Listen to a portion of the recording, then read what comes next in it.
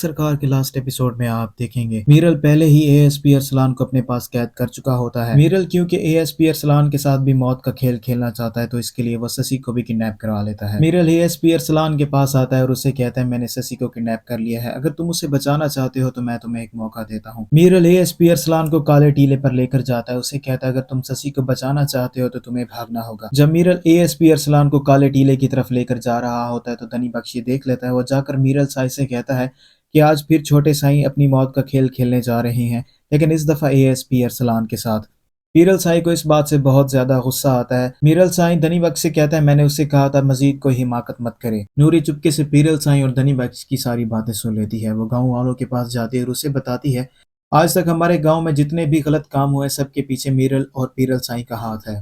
اقبال اور مختیاری کو بھی میرل اور میرل سائی نے مل کر قتل کروایا ہے، اب ان کے قبضے میں سسی اور اے ایس پی ارسلان بھی ہے۔ نوری جھوک سیال کے لوگوں سے مخاطب ہوتی ہے اور کہتی ہے جھوک سیال کے مردوں یہ لو سسی کا دوپٹہ اور اسے اوڑھ لو اور چوڑیاں تمہیں تمہاری عورتیں پہنا دیں گی۔ نوری گاؤں کے ایک شخص کے ہاتھ سے بندوق چھین لیتی ہے اور اسے کہتی ہے یہ مجھے دے دو، تمہارے ہاتھ میں صرف غلامی کا کڑا ہی اچھا لگتا ہے۔ نوری کی باتیں اور بہادری دیکھ کر گاؤں والے بھی غصے میں آ جاتے ہیں اور نوری کے پیچھے پیچھے حویلی کی طرف چل پڑتے ہو چکے ہوتے ہیں، جو کچھ بھی ان کے ہاتھ میں ہوتا ہے وہ لے کر سسی کے پیچھے پیچھے آ رہے ہوتے ہیں تو راستے میں ان کو میرل سائی مل جاتا ہے۔ سارا ہجوم دیکھ کر میرل سائی کو گاڑی روکنی پڑتی ہے، سے باہر آتا ہے تو دیکھتا ہے نوری کے ہاتھ میں بندوق ہوتی ہے۔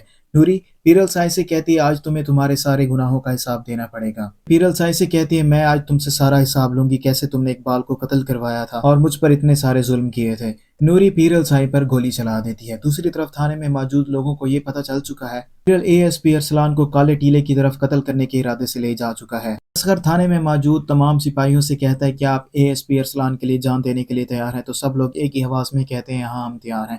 سب لوگ اسلحہ لے کر کالے ٹیلے کی طرف نکل پڑتے ہیں۔ کو بھی یہ بات پتہ چل جاتی ہے کہ اے ایس پی ارسلان کو میرل قتل کرنے کے لیے کالے ٹیلے پر لے کر گیا ہے، وہ بھی بندوق لے کر کالے ٹیلے کی طرف بھاگتی ہوئی آ رہی ہوتی ہے۔ میرل اے ایس پی ارسلان سے کہتا ہے کہ تمہیں اپنی جان بچانے کے لیے بھاگنا ہوگا۔ جب اے ایس پی ارسلان بھاگتا ہے تو میرل اس کے پیچھے اپنے جنگلی کتے چھوڑ دیتا ہے۔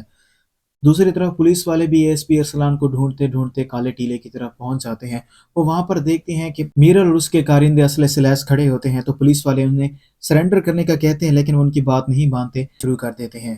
نتیجے میں دونوں طرف سے لوگ مر رہے ہوتے ہیں، میرل کے لوگ بھی مر رہے ہوتے ہیں اور پولیس والے بھی شہید ہو رہے ہوتے ہیں۔ اتنی دیر میں سسی بھی وہاں پر پہنچ جاتی ہے لیکن سسی میرل کے ہاتھ لگ جاتی ہے۔ وہ اے ایس پی ارسلان سے کہتا ہے کہ تم اپنے ہتھیار پھینک دو نہیں تو میں سسی کو گولی مار دوں گا۔ جب اے ایس پی ارسلان اپنے ہتھیار پھینک دیتا ہے تو میرل سسی کو گولی مار دیتا ہے۔ اے ایس پی ارسلان کو اس بات سے بہت زیادہ غصہ آتا ہے، میرل اور اس کے درمیان لڑائی ہونا شروع ہو جاتی ہے۔ لڑائی کے دوران اے ایس پی ارسلان کو بھی گولی لگ جاتی ہے لیکن اے ایس پی ارسلان میرل کو موت کے گھاٹ اتار دیتا ہے۔ اے ایس پی ارسلان اور سسی دونوں کو گولی لگ جاتی ہے۔